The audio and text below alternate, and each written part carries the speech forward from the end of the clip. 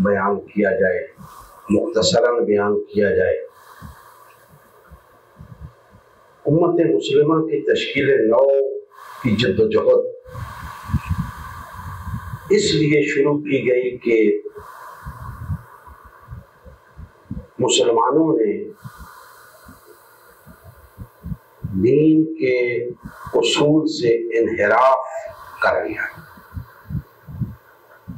بالخصوص اجتماعیت کے حوالے سے، اور نتیجتاً گروہ بندی کا شکار ہو گئے، تفرقے میں مبتلا ہو گئے، پارٹی بازی کرنے لگے، اور یہ سلسلہ اتنا طول پکڑ گیا کہ رکنے کا نام نہیں لے رہا۔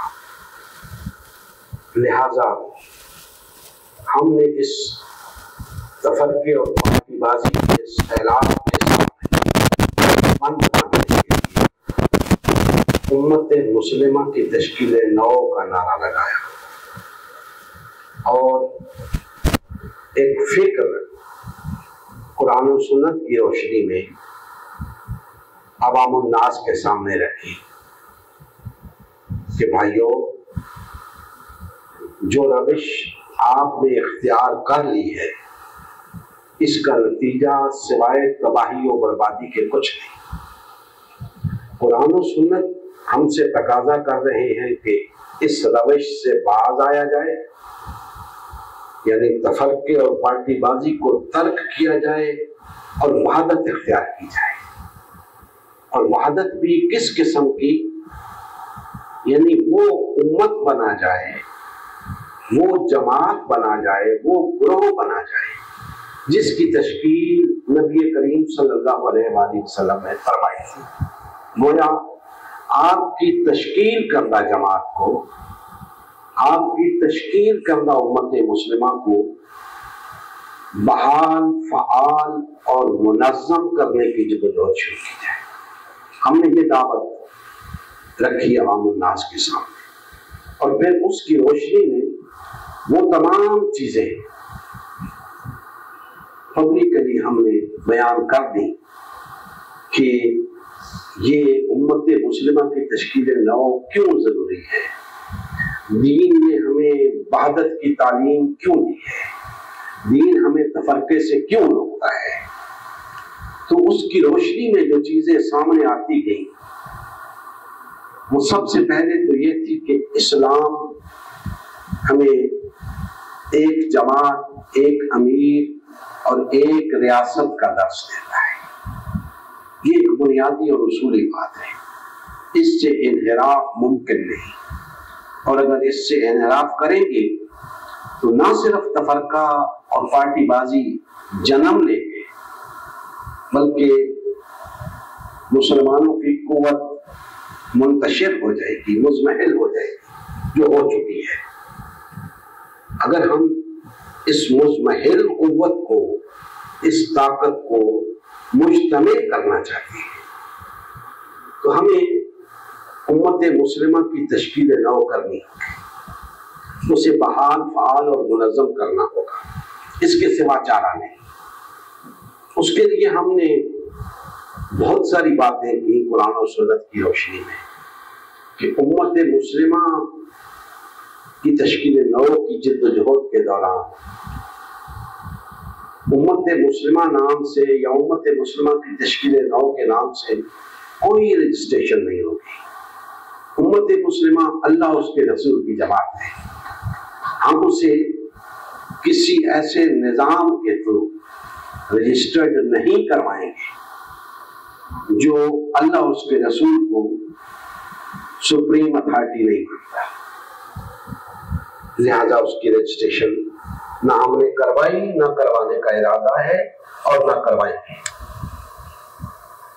اس سے اگلی بات کہ امت مسلمہ الیکشن میں حصہ نہیں لے گی، نہ ہمارا یہ ارادہ تھا، نہ ہے اور نہ آئندہ ہوگا کہ الیکشن میں حصہ نہیں لینا۔ وجہ کیا ہے؟ وجہ یہ ہے کہ جس دین کی بات ہم کر رہے ہیں، جس دین نے ہمیں वहादत का दर्स दिया है, और जिस दिन की तालीम को लेकर हम चल रहे हैं उसमें इलेक्शन नाम की कोई चीज नहीं, जमहूरियत नाम की कोई चीज नहीं, लिहाजा ये निजाम हमारा नहीं है। हम न इलेक्शन में पहले हिस्सा लेने का इरादा रखते थे, न आज रखते हैं, न आइंदा रखेंगे, लिहाजा ये बात तय हो गई। और भी बहुत सारी बातें हैं जो हमने उम्मत मुस्लिमा की तश्कील नौ की इस जिद्दोजहद के दौरान की। मैं एक एक बात अगर बयान करने लगूं तो बहुत सारा वक्त दरकार है, और ये दर्स इसी बात में गुजर जाएगा। ताहम ये जो मोटी मोटी बातें थी वो मैंने आपके सामने रखी, और इसमें मजीद ये कि मुसलमानों को बहर तौर, बहर सूरत, बहर कीमत एक ही जमात बनकर रहने का हुक्म है। तफरके की, पार्टीबाजी की इजाजत नहीं है। ये जितनी जमातें आज वजूद पा चुकी हैं इनकी कोई शरई हैसियत नहीं, ये शरअन ममनू है, और हम तो यहां तक कह चुके हैं और उस पर कायम है कि मुसलमानों के अंदर कोई जमात खड़ी करना एक नई उम्मत खड़ी करने के मुतरादिफ है। लिहाजा हम किसी तौर इस मुवक्क़फ़ से न पीछे हटे हैं न हटेंगे। इसी तरह जितनी भी बातें हमने उम्मत मुस्लिमा की तश्कील नौ की जिद्दोजहद के दौरान की, अल्हम्दुलिल्लाह वो बरहक है, हम उन पे कायम हैं और कायम रहेंगे। किसी को कोई इबहाम नहीं होना चाहिए, कोई कंफ्यूजन नहीं होनी चाहिए, कोई अशकाल नहीं होना चाहिए किसी को। उसके बाद हमने तहरीक निज़ाम मुस्तफ़ा के उन्वान से एक सियासी जद्दोजहद का अलम उठाया। यहाँ पे थोड़ा सा भाइयों के अंदर एक अशकाल पैदा हुआ कि जनाब ये भी एक जमात खड़ी हो गई। नहीं, हरगिज नहीं। हमारी दावत, हमारा मिशन उम्मत मुस्लिमा की तश्कील नौ है, और उम्मत मुस्लिमा की तश्कील नौ की जिद्दोजहद के दौरान भी हम ये बात बारहा कह चुके हैं कि उम्मत मुस्लिमा की तश्कील नौ से अगर हमारी मुराद मुसलमानों को वहदत की लड़ी में परोना है तो उसका मकसद क्या है? उसका मकसद है कि सब मिलकर जिद्दोजहद करें अल्लाह की हाकमियत के क़याम के लिए, गलबे दीन हक की बहाली के लिए, खिलाफत अला मिनहाज नबुव्वत के क़याम के लिए, अमर बिल मारूफ और नही अनिल मुनकर के लिए। तो ये सब कुछ हम बयान कर चुके हैं। अब फर्क ये आया है कि अब हमने तहरीक निज़ाम मुस्तफ़ा के उन्वान से एक बाकायदा मारूफ मानों में सियासी जद्दोजहद शुरू की है। तो याद रखें ये एक तहरीक है। हम उम्मत मुस्लिमा की तश्कील नौ के फोरम पे मजहबी हवाले से गुफ्तगू करते रहे, बहुत इल्मी गुफ्तगू हुई, हर पहलू से हमने उस फलसफे को उजागर करने की कोशिश की, लेकिन यकीन जानिए कि वो मुआमला मजहबी का मजहबी रहा। इसलिए हमने सियासी तौर पे इस जद्दोजहद को आगे बढ़ाने का फैसला किया। और यहाँ ये भी अर्ज कर दूं कि मुसलमानों के दरमियान तफरीक ज्यादातर सियासी ही हुई है। मुसलमानों के दरमियान तफरीक ज्यादातर सियासी ही हुई है, और अगर उस तमाम मटेरियल को इकट्ठा किया जाए जो तफरके के बारे में है या वहादत को कायम रखने के बारे में है, तो ये बात रोज़े रोशन की तरह अयां हो जाएगी कि ये तफरका जिससे मना किया जा रहा है, ये वहादत जिसे कायम रखने का हुक्म दिया जा रहा है, दरअसल ये सियासी पहलू से बात हो रही है। लिहाजा हमने سیاسی میدان میں سیاسی حوالے سے جدوجہد کو لے کر آگے چلنے کا اعلان کیا۔ اب یہ جدوجہد آگے بڑھے گی انشاءاللہ تحریک نظام مصطفیٰ کی، اور ہم چاہتے وہی ہیں جو میں ابھی عرض کر چکا کہ مسلمان وحدت اختیار کرتے، ایک فورم پہ آ جائیں، ایک پلیٹ فارم پہ آ جائیں۔ امت مسلمہ کی تشکیل نو کا مقصد بھی وحدت امت کا قیام تھا، مسلمانوں کی وحدت کا قیام تھا۔ تحریک نظام مصطفیٰ کا مقصد بھی مسلمانوں کی وحدت کا قیام ہے۔ جب یہ ایک فورم پہ آ جاتے ہیں، اب غور طلب بات ہے، اس کو ذہن میں بٹھا لیں، تحریک نظام مصطفیٰ جس دن اس جدوجہد میں کامیاب ہو گئی کہ لوگ ایک فورم پہ آ گئے، مسلمانوں کے اندر یک گونا وحدت قائم ہو گئی ہے، مسلمان اب اس بات کو سمجھ گئے ہیں کہ وحدت کے بغیر چارہ نہیں، اور وحدت قائم کر کے ہم نظام مصطفیٰ کو قائم کر سکتے ہیں اور کریں گے۔ جب یہاں بات پہنچ جائے گی تو یاد رکھیں کہ اب جو آخری قدم ہوگا یا نظام کے قیام کا جو وقت ہوگا وہ امت مسلمہ کے ہاتھوں ہوگا۔ وہ سب لوگ امت مسلمہ قرار پا جائیں گے، کیوں؟ ان کے درمیان وحدت قائم ہو چکی ہے، وہ ایک ہو چکے ہیں اللہ کی حاکمیت کے قیام کے لیے، غلبہ دین حق کی بحالی کے لیے، خلافت کے قیام کے لیے، امر بالمعروف اور نہی عن المنکر کے لیے اکٹھے ہو چکے ہیں، وحدت ہو چکے ہیں۔ اب وہ اقدام امت مسلمہ کا ہوگا۔ جب امت مسلمہ کا وہ اقدام ہوگا، اس پہ کسی مسلک کی، کسی فرقے کی، کسی گروہ کی، کسی پارٹی کی کوئی چھاپ نہیں ہوگی۔ اب اقتدار امت مسلمہ کے پاس ہوگا، ہوں گے سب اس کے اندر شامل ہیں، کوئی مخصوص مقصد فکر نہیں ہوگا، تمام لوگ اس کے اندر شامل ہوں گے۔ لیکن اس وقت کیا ہو چکا ہوگا؟ اس وقت دین کو ترجیح دی جا چکی ہوگی، اپنے فرقوں کو اور پارٹیوں کو اور اپنی دیگر وابستگیوں کو اسے پشت ڈال دیا جا چکا ہوگا، اور اللہ کے دین کو ترجیح دی جا چکی ہوگی۔ لہذا وہ امت مسلمہ کی جدوجہد اپنے منطقی انجام کو پہنچے گی۔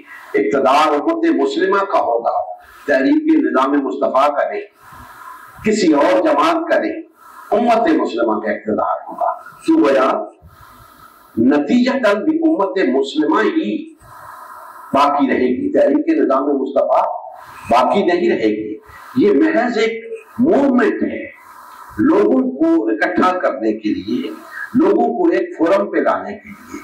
جو جدوجہد ہم کر چکے ہیں امت مسلمہ کی تشکیل نو کے نام پر، وہ کارگر ثابت نہیں ہوئی۔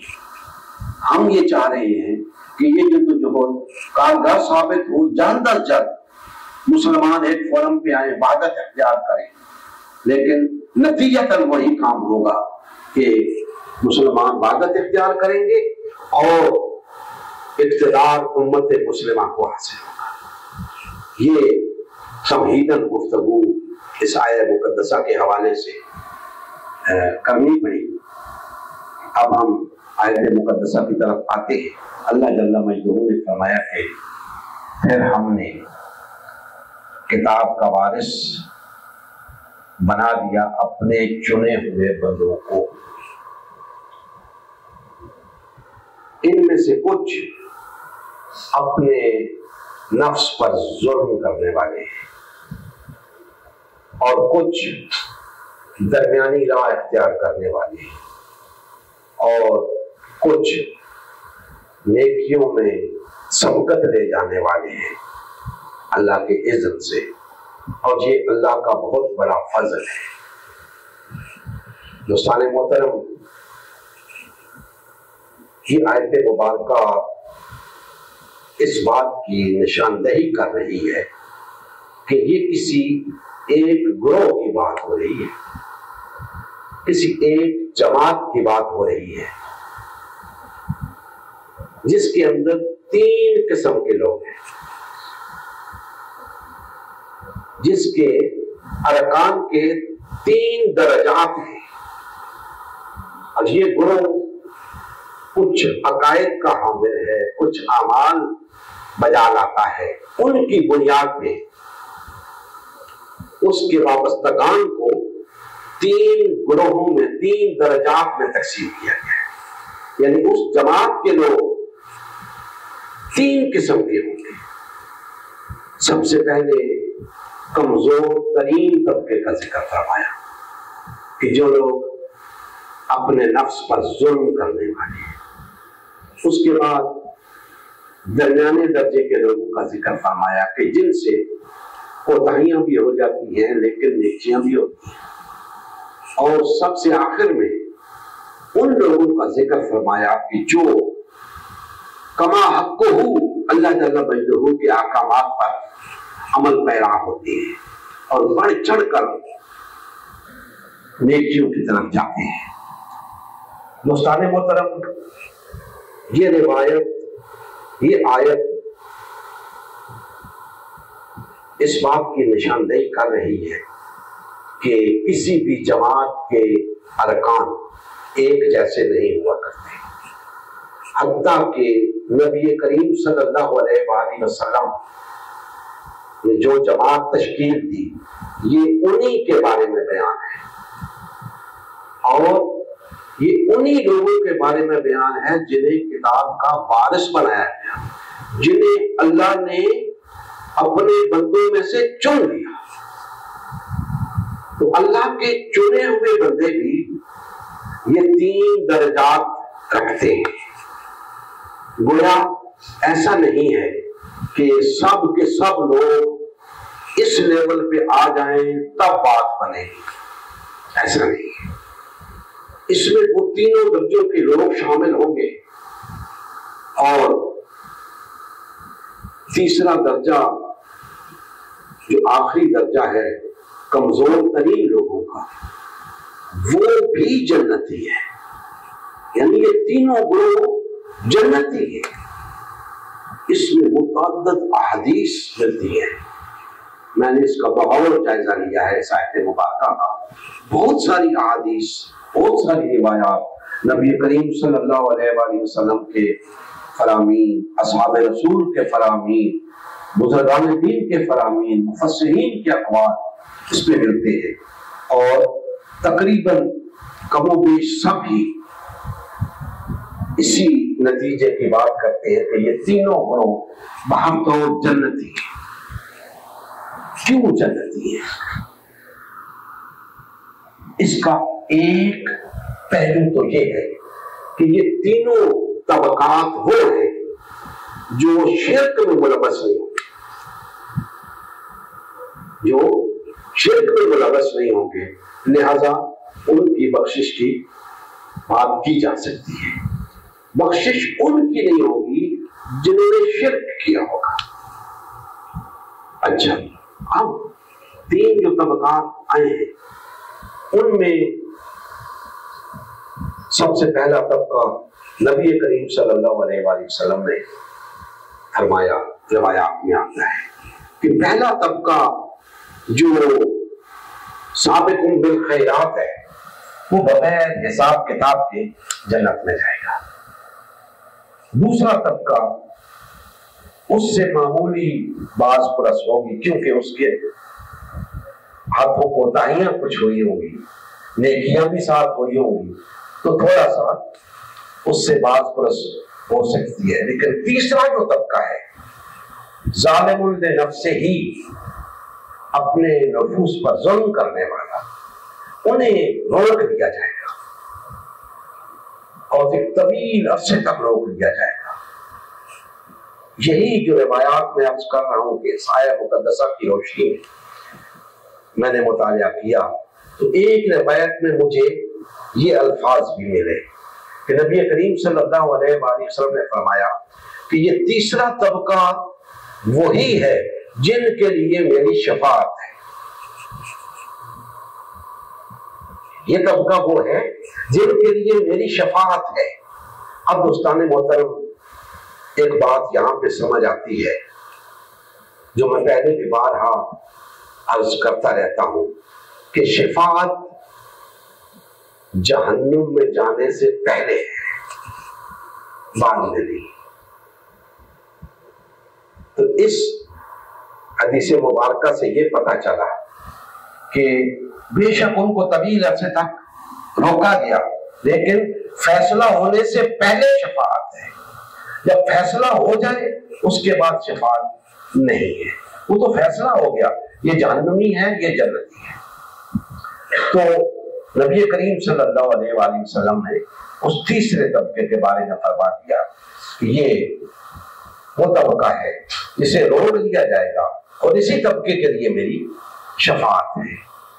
اب دوستان محترم، یہ 3 طبقات ہیں اس جماعت کے اندر جس کو اللہ نے چن لیا ہے اپنے بندوں میں سے، کتاب کا وارث بنایا ہے۔ کس لیے؟ سوال پیدا ہوتا ہے کہ کس لیے، کیوں چنا ہے اللہ پاک نے اپنے بندوں میں سے ان لوگوں کو، کیوں انہیں کتاب کا وارث بنایا ہے، کیوں انہیں جنت عطا کرے گا؟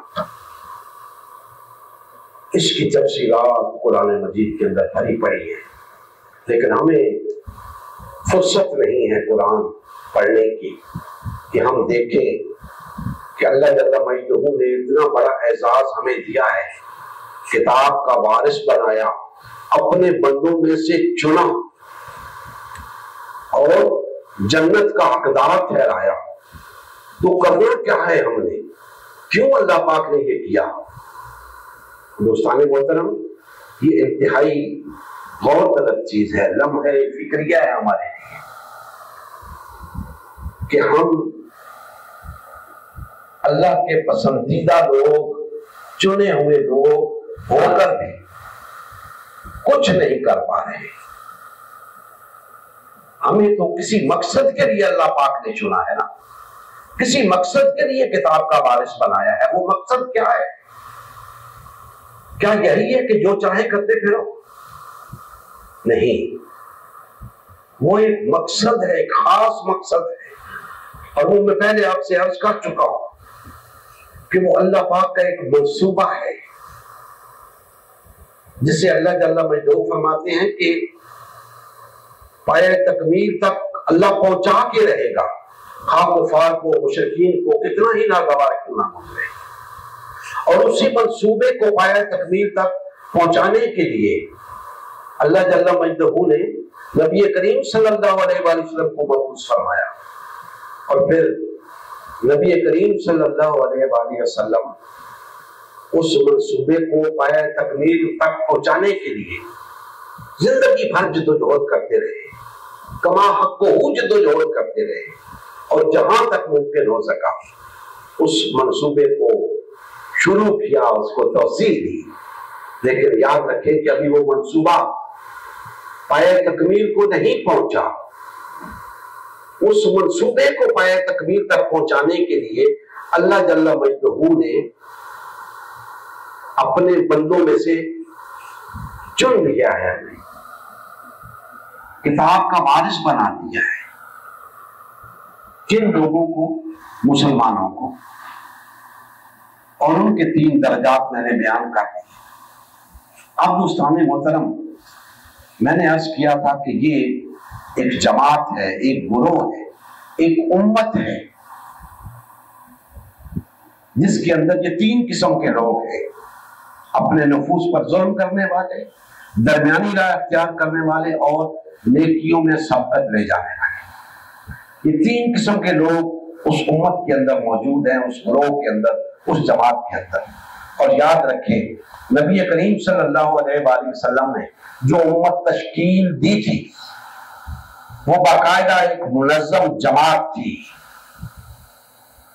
وہ لوگوں کا کوئی ہجوم نہیں تھا، وہ متعدد پارٹیوں، متعدد فرقوں، متعدد جماعتوں کا مجموعہ نہیں تھا، وہ ایک وحدت تھی، وہ سب ایک جماعت تھے، سب اکٹھے تھے۔ ان سب کی زندگی کا ایک ہی مقصد تھا، ان سب کی زندگی اللہ کے دین کے غلبے کے لیے وقف تھی۔ اس میں سے یہ درجات تھے ان کے. کوئی ہمہ وقت اللہ کے دین کے غلبے کے لیے لگا ہوا ہے، کوئی کسی وقت تھوڑا سا پیچھے ہٹ جاتا ہے، کوتاہی دکھاتا ہے، کمزوری دکھاتا ہے، لیکن کسی وقت آگے بڑھ جاتا ہے، اور کوئی بہت زیادہ کمزوری کوتاہی دکھاتا ہے، غلطیاں کرتا ہے، لیکن اس مقصد سے پیچھے نہیں ہٹا. ان سب کی زندگی کا ایک مقصد تھا، اللہ کے دین کا غلبہ اس روئے زمین کے اوپر. اسی وجہ سے تو اللہ کا دین غالب ہوا. نبی کریم صلی اللہ علیہ وآلہ وسلم کی امارت و سیادت میں، قیادت میں، اس جماعت نے، اس امت نے وہ کر دکھایا جو شاید تا قیام قیامت کوئی نہ کر سکے. امت کی تعداد تو بڑھتی گئی، افراد کی تعداد تو بڑھتی گئی، اور اول دور میں توسیع بھی ہوئی، اس اسلامی ریاست کی توسیع بھی ہوئی، اس منصوبے کی توسیع بھی ہوئی، لیکن منصوبہ پائے تکمیل تک نہیں پہنچ سکا. اس کو پائے تکمیل تک پہنچانے کے لیے ان تمام لوگوں کی ذمہ داری تھی جو اس دین سے وابستہ ہو چکے تھے، اس جماعت سے جڑ چکے تھے. اور جماعت کی تعلیم کیا تھی جو میں پہلے بیان کر چکا ہوں کہ ایک جماعت بن کے رہنا ہے، وحدت اختیار کر کے رہنا ہے، تقسیم نہیں ہونا، کسی بھی لحاظ سے تقسیم نہیں ہونا، نہ جغرافیائی لحاظ سے، نہ لسانی لحاظ سے، نہ مذہبی لحاظ سے، نہ سیاسی لحاظ سے، کسی لحاظ سے تقسیم نہیں ہونا. بے شک جغرافیائی لحاظ سے الگ الگ ہیں، لسانی لحاظ سے الگ الگ ہیں، لیکن تقسیم نہیں ہونا، وحدت اختیار کر کے رہنا ہے. اگر وحدت اختیار کر کے رہو گے تو یہ منصوبہ پائے تکمیل کو پہنچے گا، اور اگر تفرقے میں مبتلا ہو جاؤ گے تو ایسا ہو نہیں سکے گا، تمہارے ہاتھوں ایسا نہیں ہو سکے گا. پھر اللہ تمہیں ہٹا کے کچھ اور لوگوں کو لائے گا جو اللہ کے منصوبے کو پائے تکمیل تک پہنچائیں گے.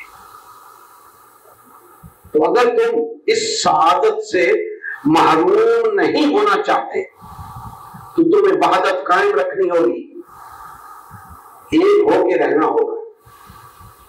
اب دوستان محترم، آپ موجودہ صورتحال کو دیکھیں، ہمارے اندر وحدت کا تصور ہی گم ہو کر رہ گیا ہے. ہم ٹکڑے ٹکڑے ہو چکے ہیں، بکھر چکے ہیں، ہر لحاظ سے بکھر چکے ہیں، جغرافیائی لحاظ سے، لسانی لحاظ سے، قومی لحاظ سے، وطنی لحاظ سے، مذہبی لحاظ سے، سیاسی لحاظ سے تقسیم ہو چکی ہے. وحدت نام کو نہیں ہمارے اندر. تو وہ اللہ کا منصوبہ ہمارے ہاتھوں پائے تکمیل کو نہیں پہنچ سکتا جب تک کہ ہم وحدت کی طرف نہیں پلٹیں. اب دوستان محترم، جس گروہ کا میں نے ذکر کیا، جس جماعت کا میں نے ذکر کیا، یہی ہماری دعوت ہے کہ بھائیوں اور وہ جماعت بن جائے، وہ گروہ بن جائے جس کے اندر یہ تین قسم کے لوگ ہیں. اس بحث میں نہ پڑو کہ کون کتنا پرہیزگار ہے، کون کتنا گناہگار ہے. اللہ جل مجدہ نے فیصلہ فرما دیا ہے کہ جو اس جماعت کے ساتھ جڑ جائے گا، اس جماعت کا حصہ بن جائے گا اور شرک نہیں کرے گا، اسے بخش دیا جائے گا، اسے جنت عطا کر دی جائے گی.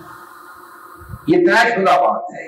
لیکن اگر اس جماعت کے ساتھ جڑے رہنے کی بجائے ہم تقسیم ہو جائیں گے، تفرقے میں پڑ جائیں گے، تو اللہ کا ہمارے ساتھ کوئی وعدہ نہیں، کیونکہ اللہ کا منصوبہ بھی پائے تکمیل کو نہیں پہنچا. ہم اللہ کے احکام کی پیروی بھی نہیں کر سکے، اللہ کے احکام سے انحراف کے مرتکب ہو، تو پھر اللہ کا کوئی وعدہ نہیں. ہمیں وہ جماعت بننا ہے. اب دوستان محترم، یہ جس جماعت کا تذکرہ ہے، جس گروہ کا تذکرہ ہے، یہ جماعت کہاں ہے، یہ گروہ کہاں ہے؟ غور طلب بات ہے کہ یہ گروہ کہاں ہے؟ یہاں تو ہمیں متعدد گروہ نظر آتے ہیں، بے شمار پارٹیاں نظر آتی ہیں، ہر پارٹی اپنا اپنا مشن دے کے چل رہی ہے۔ جو اللہ نے مشن دیا تھا وہ کہیں نظر نہیں آتا۔ ہر جماعت کا اپنا قبلہ ہے۔ تو ہم قرآن مجید کے طرف رجوع کرتے ہیں تو قرآن ہمیں بتاتا ہے کہ ایک ہی گروہ ہے جس کے ہاتھوں اللہ کی حاکمیت قائم ہوگی، نظام مصطفیٰ قائم ہوگا، خلافت قائم ہوگی۔ اس گروہ کو ہونا چاہیے۔ اب جتنے اس وقت ہمارے اندر گروہ موجود ہیں، جتنی پارٹیاں موجود ہیں، کوئی گروہ یہ دعویٰ کر سکتا ہے کہ اس سے مراد وہ ہے؟ نہیں کر سکتا۔ مناسب تو نہیں لگتا، لیکن اس کے بغیر چارہ بھی نہیں۔ کوئی جماعت اسلامی کو لے لیں، منہاج القرآن کو لے لیں، تنظیم اسلامی کو لے لیں، تبلیغی جماعت، دعوت اسلامی، پیپلز پارٹی، مسلم لیگ، تحریک انصاف، کسی جماعت کو لے لیں، کیا کوئی جماعت کہہ سکتی ہے کہ یہ آیت ہمارے بارے میں ہے؟ نہیں، کوئی جماعت نہیں کہہ سکتی۔ تو بھائی پھر وہ جماعت کہاں ہے جس کے بارے میں یہ آیت ہے؟ یہ بات ہمیں سمجھنی ہے۔ اور اگر کوئی جماعت یہ کہتی ہے کہ نہیں جی یہ تو تینوں قسم کے لوگ ہر جماعت کے اندر موجود ہیں، تو پھر آپ نے جماعت کس کھاتے میں بنا رکھی ہے؟ جب دوسری جماعت میں بھی ویسے ہی لوگ موجود ہیں جیسے آپ کی جماعت میں، تو پھر آپ نے الگ سے جماعت کیوں بنا رکھی ہے؟ آپ بھی اسی جماعت میں چلے جاؤ، سب ایک ہو جاؤ، ایک جیسے ہو سب۔ اور پھر ایک انتہائی اہم نکتہ آج کی اس گفتگو کا آپ کے سامنے رکھنا چاہتا ہوں کہ اس آیت مقدسہ سے جو جماعت مراد ہے، موجودہ تمام جماعتوں میں سے کوئی بھی جماعت اس کی مخاطب نہیں ہے اس آیت مقدسہ کی، کوئی جماعت نہیں۔ کیوں؟ دوستان محترم، اس لیے کہ بالفرض پھر میں نام لوں گا اور سیاسی جماعتوں سے شروع کرتا ہوں۔ پیپلز پارٹی کہتی ہے جی اس سے مراد ہماری جماعت ہے۔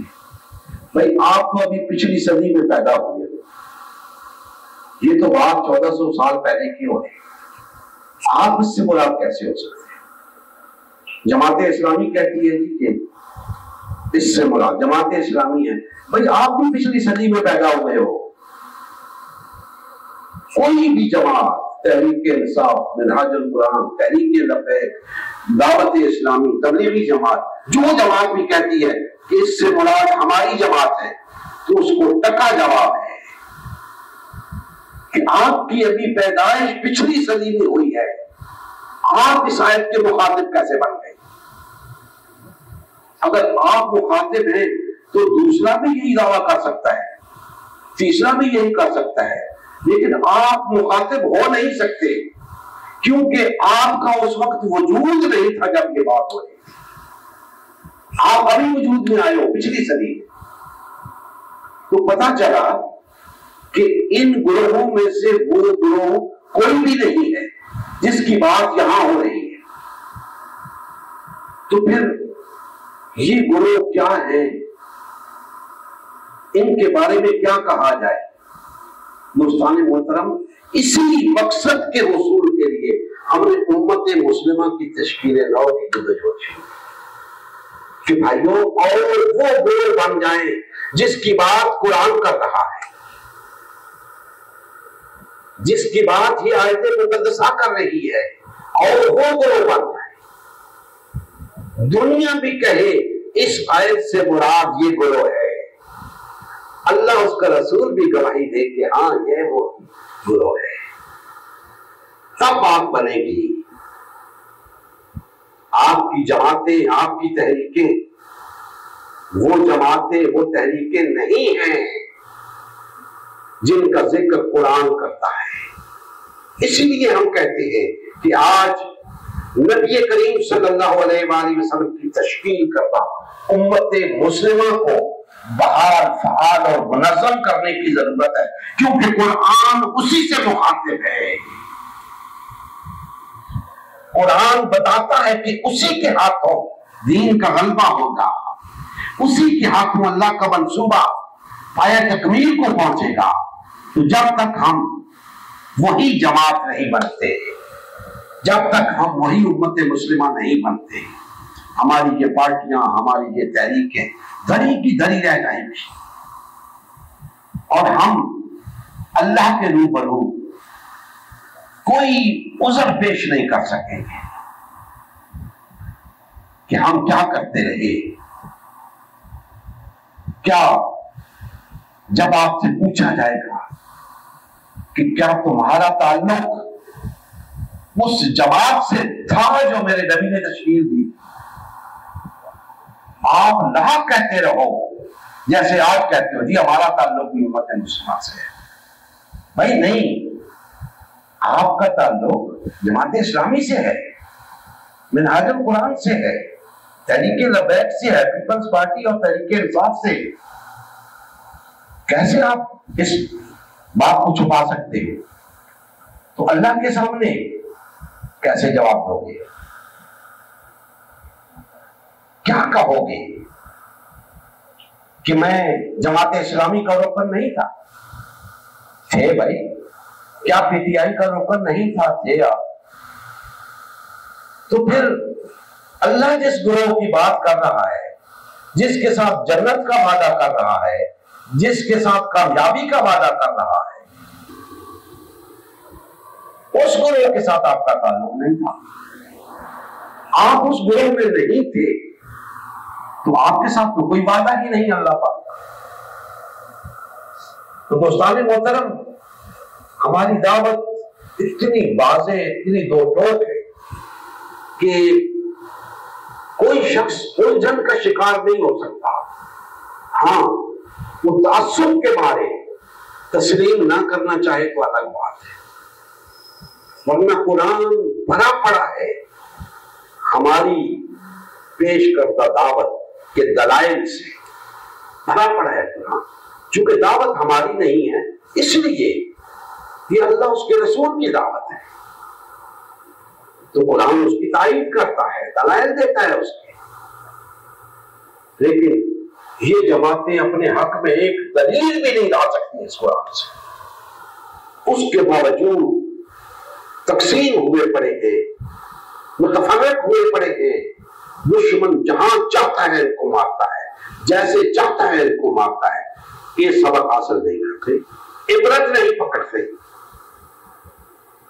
ہم ہر طرح سے اپنے بھائیوں کو سمجھانے کی کوشش کرتے ہیں کہ بھائیوں، اس کے سوا کوئی چارہ نہیں، کوئی حل نہیں تمہارے مسائل کا اس کے سوا کہ وحدت اختیار کر لو، ایک ہو جاؤ، وہ گروہ بن جاؤ جو اللہ چاہتا ہے، وہ گروہ بن جاؤ جس کے ساتھ اللہ کے وعدے ہیں، وہ گروہ بن جاؤ جسے اللہ نے جنتی قرار دیا ہے۔ نہ جانے کیوں ہم اللہ کے وعدوں کا اعتبار نہیں کرتے، اللہ کی باتوں کا یقین نہیں کرتے۔ اللہ نے جو وعدے کیے ہیں، اگر ہمیں ان پہ یقین نہیں ہے تو اللہ پر ہمارا ایمان کہاں ہوگا؟ یہ کیسا ایمان ہے کہ ہمیں اللہ کی باتوں کا یقین نہیں، اللہ کے وعدوں کا اعتبار نہیں، تو پھر کیسا ایمان ہے؟